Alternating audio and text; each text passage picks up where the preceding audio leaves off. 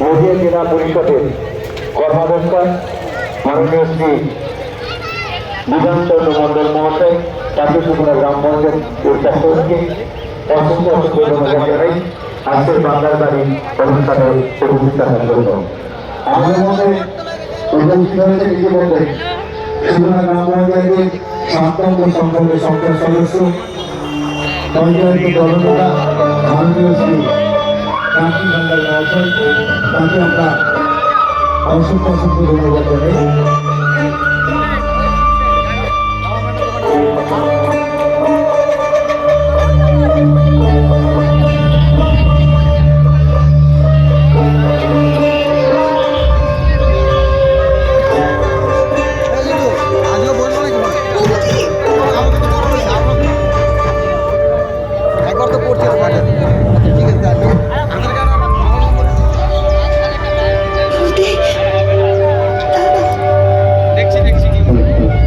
ভিডিওটা একটু মনোযোগ দিয়ে দেখবেন।